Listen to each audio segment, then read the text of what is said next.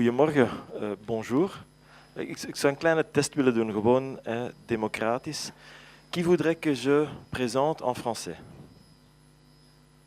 Wie zou graag dat ik in het Nederlands presenteer? And who would like me to present in English? Okay, Belgian compromise it is. It'll be in English. Now, the good thing is the presentation, as most of the presentations probably were already, is in English. And so typically, actually English is like Belgian. I mean, in Belgium we talk, when we want to talk Belgian, we talk English. Now, I want to talk to you a little bit about planners and copywriters because, as Johan said, the interesting thing is that I think 3 planners were in the finals of that last planners masterclass, copywriters masterclass.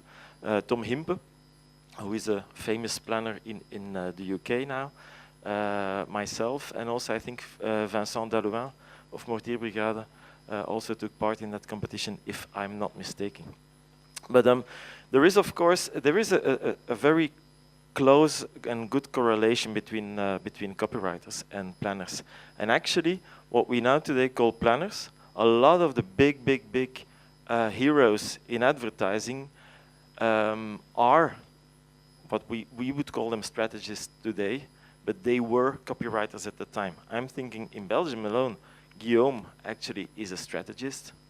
Stef Selfslag, he says it about himself that he's a creative strategist or strategic creative. And a lot of those copywriters are. Is that because these people, the copywriters in general, are more intelligent than art directors, or because they are more ugly than art directors? I don't know. But anyway, there seems to be some kind of marriage between the two. Now, when we talk about planning, strategen, de stratège, there's a lot of words that come up. I think that a lot of planners are the ones who invent those quirky, fashionable buzzwords that you see all around our industry, because they started it themselves. It was called account planning in the very early days, because it was basically a service that would help account managers to be more strategic and to think along with the client. But we usually call it strategic planning because account planning doesn't sound that sexy, basically. Brand planning is in other words, and then you have all the communication planners, you have social planners, you even have wedding planners. I mean, there's a lot of different planners. But anyway, I want to talk to you about where we come from. And usually that's very interesting to know if you think of someone who were his parents, because you usually get to learn something about who he is when you get to know the parents. And basically,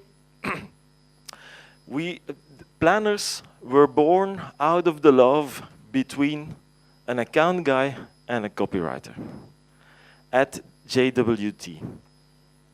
And the account guy was called Stephen King, who we also know as a horror writer. That says something as well, but it's not the same person.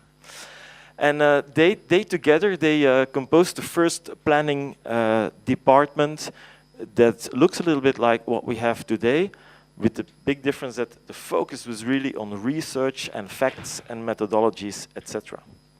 Now today we have a more kind of holistic view on the planning department. Basically what planners do, if you see them in the whole bunch of what is happening, a good client, and these are very rare today, a good client knows why we should talk. Sometimes they say, yes, because we were on television last year, so we should be there this year as well, because otherwise we will lose market share. It's a stupid reason.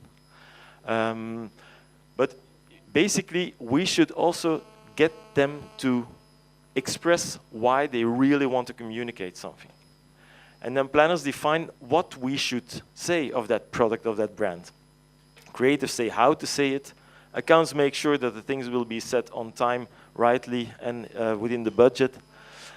Communication planners will find people that we can talk to.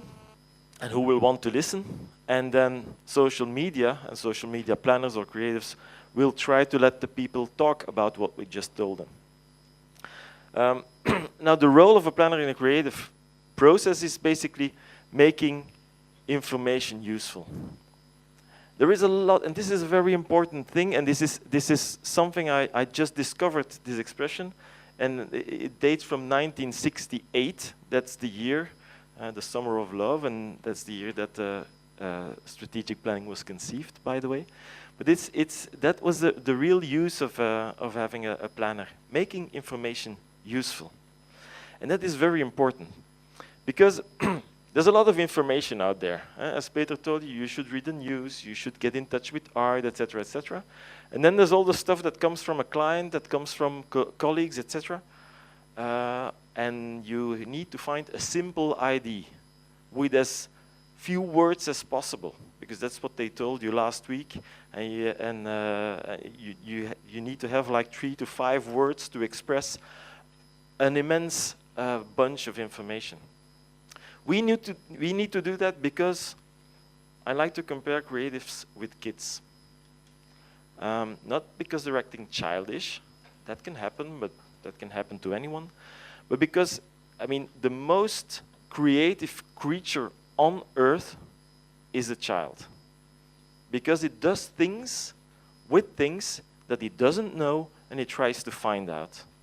There's this typical thing, it was also a commercial where there is a kid looking at someone who puts a DVD in a DVD player and asks to his daddy, a kid of 2 or 3 years old, what are you doing? The DVD player is eating the DVD. So next time the kid is giving his fruit to the DVD player and the DVD player is broken.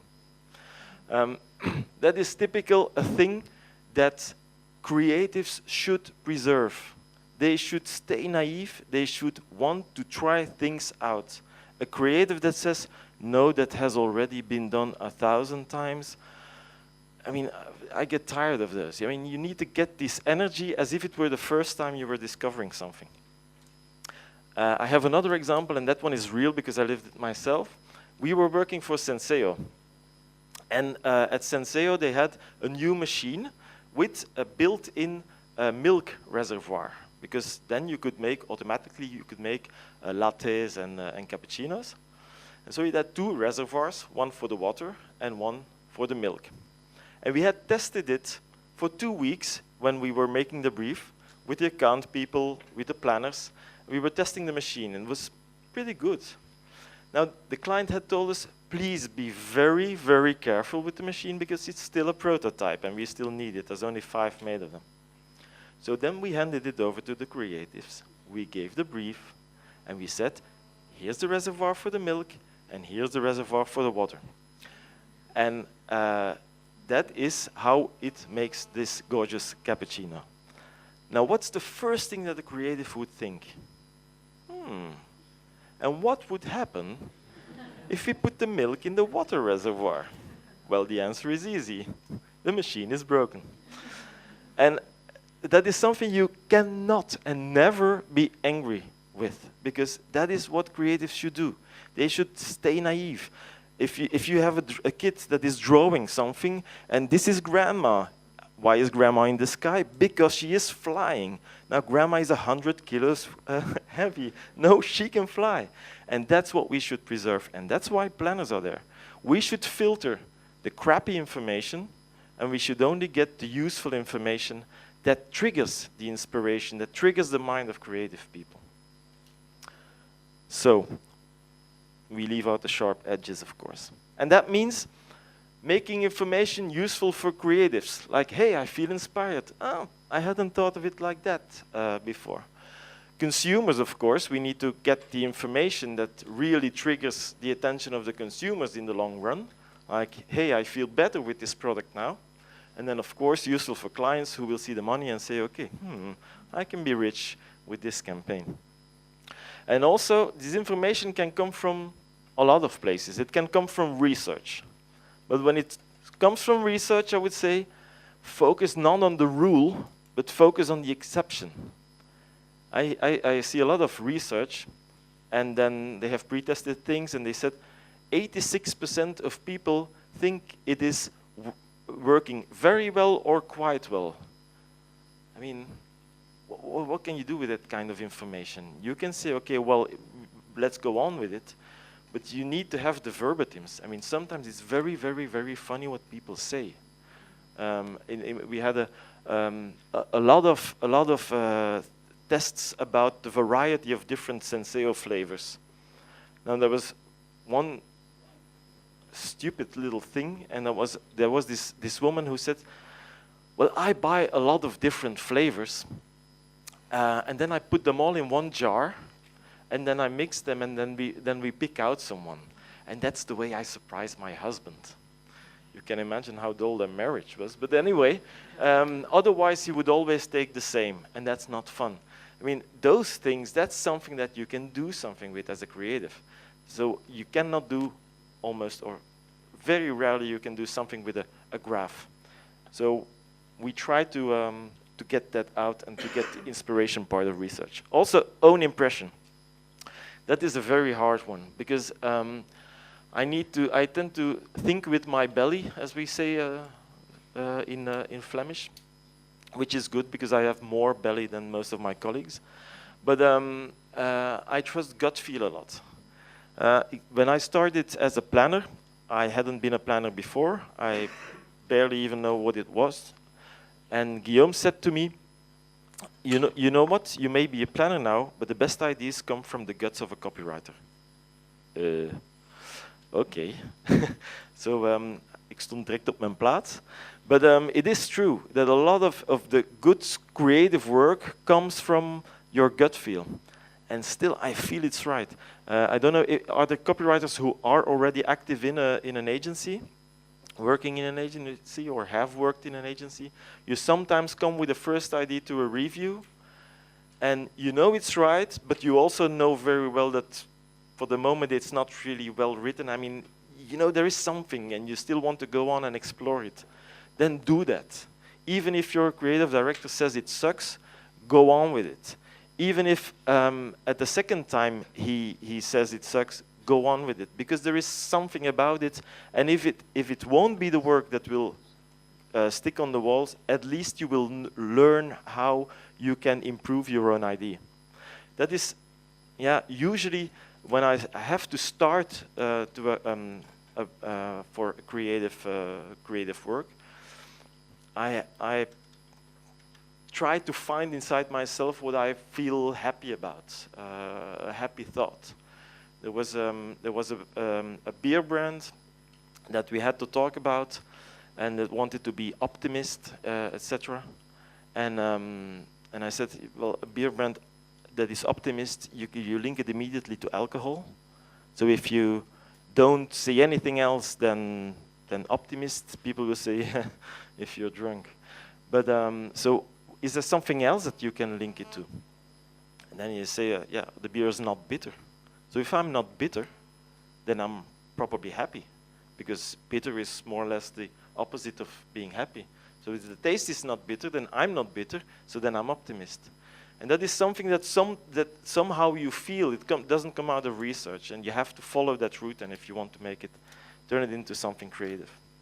And then also, planners need to stay in touch of what's going on in the world, but also not just what is going on, but why it is going on. If you know that idols on television, singing on television, is very popular, can you do something with it in advertising? Yes, we could sponsor the show, but it's probably already taken. But if you understand why it is going on, well, it's because people want to express themselves.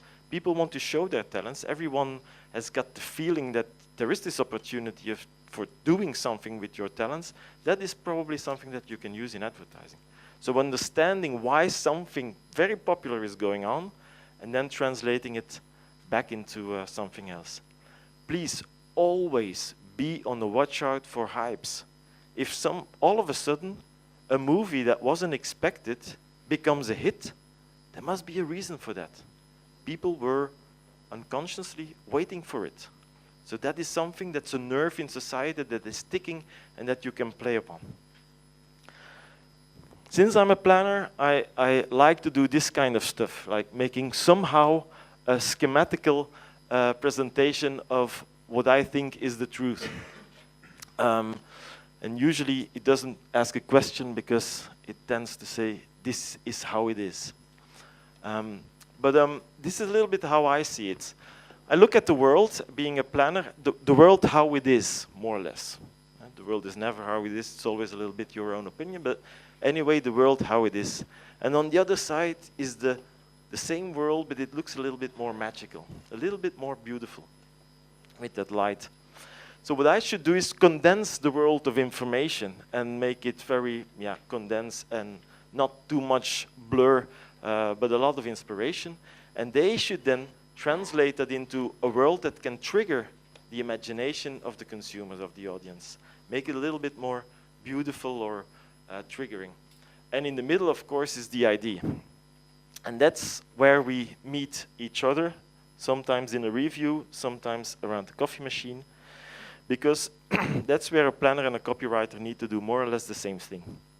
We need to say it in a few words, and they need to say it in a few words as well.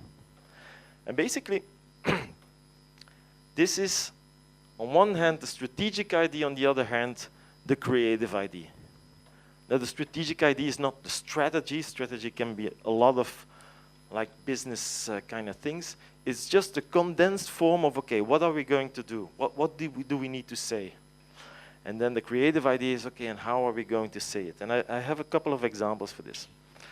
You probably know most of the campaigns, but we can try and see if the internet works and we can have a look at them again. Strategic idea is not women like beautiful men or whatever, or every man wants to look like this guy, but it's the fact that women are the ones who choose and buy the deodorant for the men. So basically, what does a man, the regular man, know about anything in cosmetics? Not an awful lot. So it's the women who choose this. So actually, you should make a campaign for women that teases the women. And that's what this did. Show a perfect man and tell them that their man could smell exactly like him. Hello, ladies. Look at your man. Now back to me. Now back at your man. Now back to me. Sadly, he isn't me. But if he stopped using lady-scented body wash and switched to Old Spice, he could smell like he's me. Look down. Back up. Where are you? You're on a boat with the man your man could smell like. What's in your hand? Back at me. I have it. It's an oyster with 2 tickets to that thing you love. Look again. The tickets are now diamonds. Anything is possible when your man smells like Old Spice and not a lady. I'm on a horse. Sorry for the beginning, but you probably know this campaign is... how can I switch back? Ali.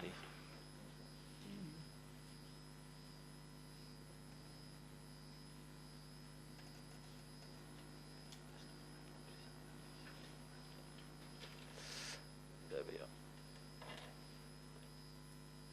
Up.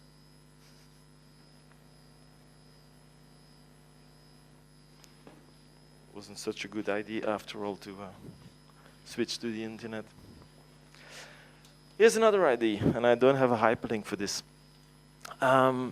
We had done quite a lot of campaigns for Gaia, for the foie gras around Christmas. Not for the foie gras, but against the foie gras. And we had shown tortured SM ducks and gooses. And we had shown a lot of, well, very creepy images, etc. And what we did is we convinced the convinced, but we didn't convince the other people who said, well, it's only once a year, you know, and how can we have a Christmas dinner without foie gras? And I remember Isabel Peters who said during a meeting, you should be serious. I cannot tell to my father, who's 85 years old or whatever, that this year we won't have foie gras for Christmas. That's impossible. And now we said, okay, basically we need an alternative. We need to give the positive alternative instead of saying how people behave badly, let them feel bad about it, because what will happen is they will eat the same foie gras, it will only taste a little bit less. That's it. So we then thought, let's commercialize an alternative to foie gras, and it's the creators who came up with the name foie gras, and that is something that is still being commercialized by Gaia today. This is something that we did, I think, 7 years ago, and it's a commercial success for them, relatively speaking, of course, and it's also been exported to other countries. But it's a totally different way how it works and how we can make something work quite positively. This you probably know, so the axe or lynx, strategic ID teenagers use deodorant to boost their confidence when they go after a girl. It's not to smell good, because what would they know? But apparently they have learned that you should smell good if you want to seduce a girl. And that's what they are going to do Friday evening and Saturday evening until Monday morning in the carré. So what is the creative idea? Well, instead of going after a girl and being successful, the girls will fall out of the trees and jump all over you. I mean, this is a teenager's wet dream, literally. This is an old one, and it's not a Rolls-Royce this time, but it's one of my personal favorites, because this is something that came out of research. Porsche is a well-known brand. Porsche is, this is a campaign from the United States. Everybody wants a Porsche, but there's only a very, very, very limited amount of people who want a Porsche who will buy a Porsche, even if they have the money for it. And the reason is because they are afraid of what the neighbors will say and what their friends will say. Oh, because a Porsche is posh. And so what they did is, let's play with that a little bit. And let's make this a brand for the people who don't care what the others think, who don't care what the others say. And the strategic idea was, you actually don't buy a Porsche for a rational reason, because they try to convince people even more to take that extra step and to finally buy the car. But no, they said product benefits, too fast, won't blend in, people will talk. So basically there's no good reason to buy a Porsche. It's too fast. It doesn't look like any other car, so people will watch you and people will talk. And they had a whole series with that same tone of voice, and it worked wonderfully well. Another idea, another historical campaign, Tango. Tango is a very, very stupid and lame lemonade in the UK. I mean, it tastes a little bit like what we would say a lemonade from the Aldi. And but of course it has got some fruit taste. The orange tastes a little bit like orange, and the apple just a little bit like apple.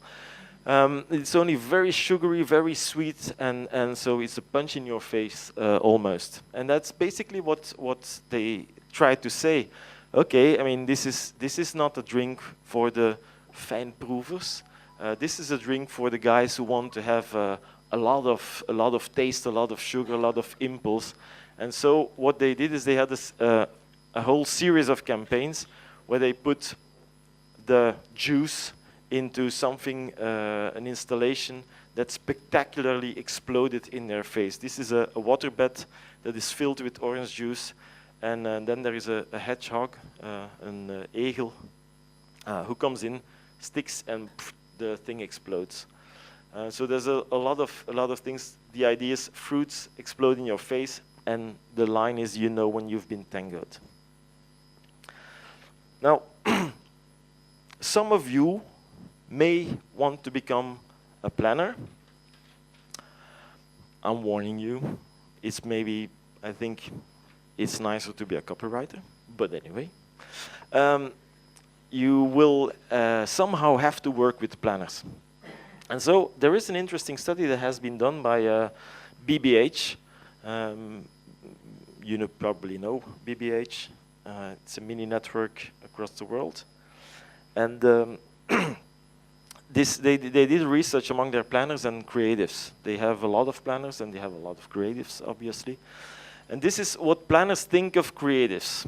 They think they're smart, but they're definitely also stubborn, passionate, inspiring, talented, challenging, fun, etc. And this is what they would want more of copywriters, what they expect from them, to be more collaborative. That's really the big thing, to be open-minded. It seems that planners want to be listened to, which doesn't mean that you have to follow them like a slave, but sometimes they have the impression that creatives don't want to listen to them. And I talked to Peter about that a little bit before, and he says that's a big problem with creatives. They have the feeling today that they need to solve it themselves. And if they don't solve it themselves, they may not be on the credits, which would be very bad for their career. And also, their bosses would think that they don't come up with solutions. And Peter says that's a big problem, because I mean we have a whole company that is built to get things done and not to let these two people come up with something. That's not the idea. It's the whole agency who does that. So he says one of the most important questions I ask if I have creatives who come over for a job interview, he asks, do you like to listen to other people's ideas? Do you like to adapt your ideas to the input of others? And it's not a good idea to give the wrong answer to that if you want to work at DDB. Now, on the other hand, they also asked what creatives think of planners. And apparently they think that planners are very, very, very smart. They don't always say that in a positive way, by the way. Probably they would say they're a bunch of nerds. They are insightful and they're analytical. Those are the most important words. And then what they would want planners to be, they would want them to be more creative, or actually understand creative a little bit more, and be more open-minded for the spooky stuff that may not work, respond immediately to the brief, but that could be something very fun to do. They want them to be insightful, which is good and which they are, and they want them to be smart, but they want them to be creative in the first place. So basically what this says is, we love to work with people who are more like we are. The planners would love the creatives to be a little bit more like how they are, and the creatives would like to be the planners a little bit more creative. So that's a good thing, and that means that we should really work together. By the way, there is a presentation of Steph Sells-like that I really recommend if you like to know a little bit more on this subject. And the title is, the original title was Why Planners and Creatives Should Get Married, or at least become best friends. And that quite kind of says it all. Because if there was this question, can planners also be creative, not be a creative, but can planners have the idea? And can the idea also come from planners? And planners tend to say, oh, no, that's the creative's job. But the creatives really believe that the idea can come from the planners, which is good, but sometimes they also see it as a threat, because they will do my work, and if the slogan in the briefing is so good that I cannot improve it, then I'm a little bit frustrated. So what I do, when I have a brilliant line, I write it down, and then I change it into something ugly, and then I'm very happy that the creative comes up with the very same line that I had originally. It never happens, but anyway. And then if you ask, would the ideas be more original without planners? More creatives tend to agree with that, but actually not a lot. I mean, the most of the creatives and the planners are convinced that yes, there can be something done before the creative starts to prepare and to give us the right ingredients when we start cooking. So making information useful is, to come back to what we said in the beginning, is what we do. Now, most of the briefs are filled with cliches. these are the 5 cliches that I have had like this week and last week. We are best quality, we are best service. Actually, the brief was we are best quality service. But this is the kind of things that you get from a client. I mean, and it's pretty boring. And what can happen is sometimes an account person or a planner, if one of both didn't have the time, they just put it like that in a brief. And that's a problem, yes? That just makes me think about the Tracy and Pearson schedule, like those 3 things. So it's actually kind of just the strategy of the company. So there's no Exactly. Yeah, exactly. And the typical the cliche of a message, because if you push them to turn this into a consumer message, they will say, "We make people's lives better." Of course you do. Of course. I mean, why do you buy toilet paper? Because without toilet paper, my life wouldn't be just as good as with toilet paper. I mean, everything that you buy is to make your life a little bit better somehow. Otherwise, you wouldn't care buying it. So, and that's a real problem. It's a problem for planners, and it's a problem for creatives. It's basically a problem for all of us. But I say no cliche is unplayable. Even if sometimes the cliche is right, and they say, well, yes, we do have the best quality service. I mean, this particular case is for ALD, which is a leasing company. I don't know if someone of you works for a leasing company or had that in to do something. I mean, this is boring stuff. This is worse than insurance companies. But it's true that their service, the quality of their service is quite good and is probably better than anyone else's. Well, you have to find something with it. Now, best service would mean we care about our clients, cliche as well. We know you well. If you say, okay, we know you very well. Okay, we know where you were last summer. Or we know what you are going to buy this week. Or we know what you just bought. Or we know what's on your mind and what you dream of. Okay, now it becomes interesting. So we know what makes you happy is something that can work. And I would like to show you this one, even though we need to switch again.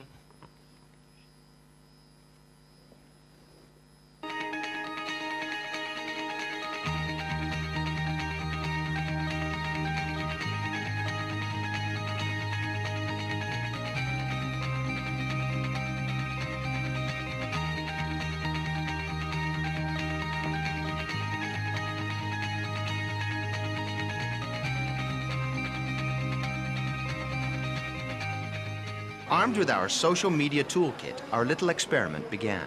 First job, find KLM passengers who had checked into their flight via one of KLM's Foursquare locations or left a message through Twitter. Second job, search their social profiles, get to know them in a discreet manner, to think of a personalized gift. Ja, dat is een goeie. Third job, hunt them down and deliver the gift. Omdat zij een heel sportief iemand is en een weekend Rome gaat doen, dan is het misschien leuk als we haar zo'n Nike Plus bandje geven. Ja, wel heel leuk. Dan heb je dat niet nodig. Linda Bomhoff. Goedemiddag.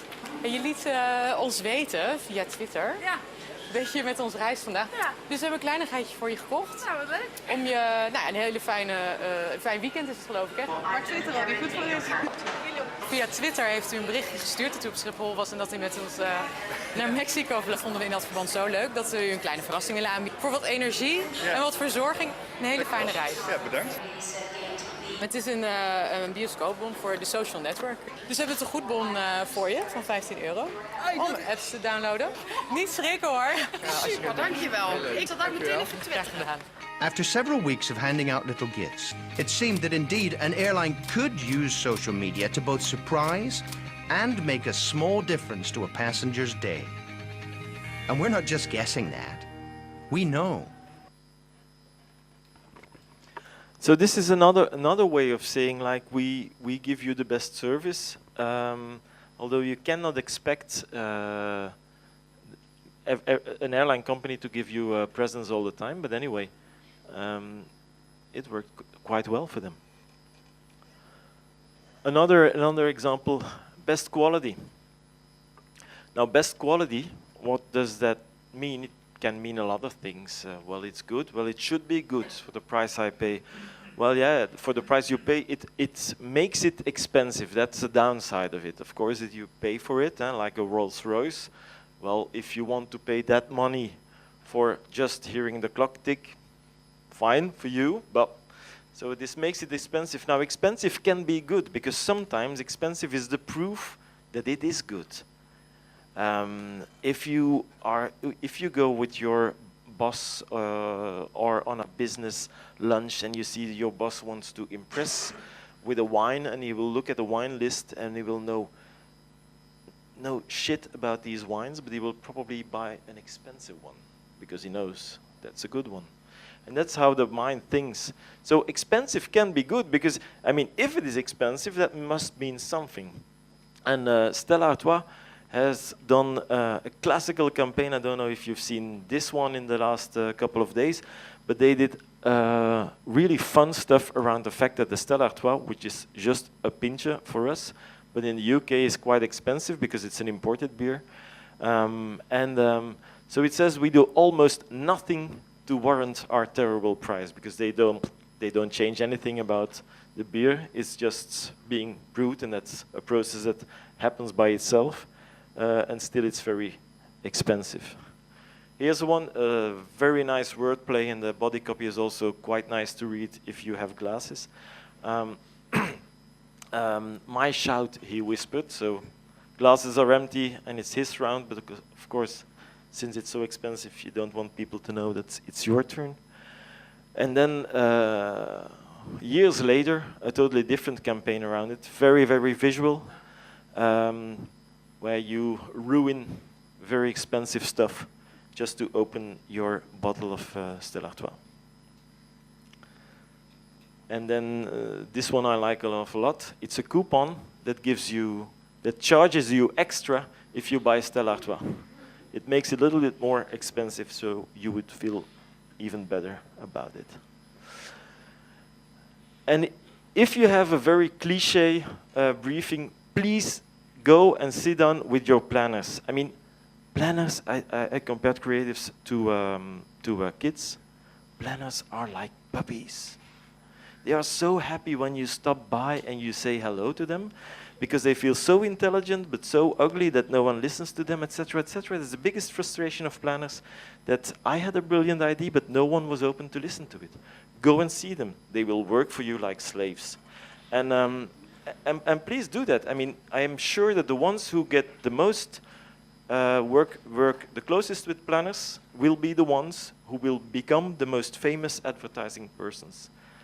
I bet you on that. And if it's not true, please come and see me in Cannes and I'll pay you a drink. This is, well, just leave it a little bit, but there was this brief that we had for Telenet.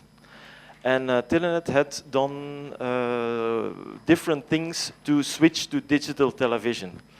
And, but people just didn't do it because it cost a little bit more and they didn't find a good reason. And they knew all about it. They knew what you could do with digital television. But it just didn't seem to work. Belgacom had tried things with even Koen Wouters, who stopped and played, stopped his TV because he wanted to play with his kids, etc. I mean, everything. Even celebrities didn't work. So we sat down with the creatives and we said, okay, what can we do? And I said, I was a little bit older than the creatives, and I said, I remember that when I was young and like 12 years old, and I think this must have meant the breakthrough for video VCR. And that was the film Basic Instinct. Because in Basic Instinct, there is this scene where Sharon Stone does something particular, and you cannot see immediately if you can see something. So what happened is that people would love to pause that and to see if they then saw a little bit more. And I found an article that proved that really there was a lift up in the video recorders when that film came out on video. So we just talked about it and left it with the creatives. And what then was the thing that came out was this one. Was this one. Everyone knows the advantages of digital TV. Still, a large group hasn't made the switch yet. Telenet was looking for the ultimate trigger for people to change to digital TV. They asked TV host Avi Hansen to pose naked for their TV commercial, something she had never done before. The trunk is the elephant's most important and versatile appendage. African elephants are equipped with two finger-like projections at the tip of their trunk. If you have a digicorder from Telenet and push pause button in the next few moments, you can see Avi Hansen naked. That's about now. If you don't, too bad. Elephants use their trunks to Owners of Telenet digital TV could pause the frame and look at Avi as long as they wanted. They felt rewarded, while the others got the feeling they were missing out on something. Only 1 hour after the commercial was aired, blogs started reporting the stunt. Media picked it up, and people filmed themselves hitting the pause button and put it on YouTube.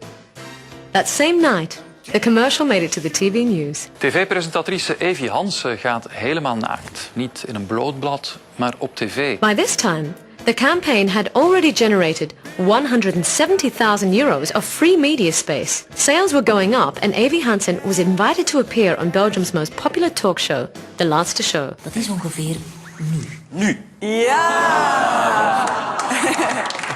And it was Googled more than Paris Hilton and Britney Spears during her circus tour in Belgium.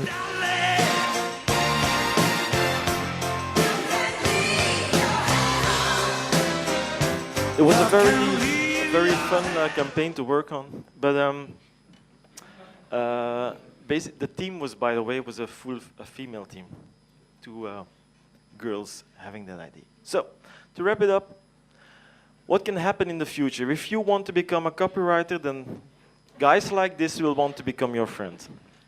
Don't laugh. This is the head of strategy at Goodby Silverstein. But guys like these are called planners. Look at the shirt, look at the haircuts, look at the glasses. Now that's, please don't see it as a bad thing, because I mean, basically, planners are only there to make you look more brilliant, and that's what we want to do. So, thank you for your attention.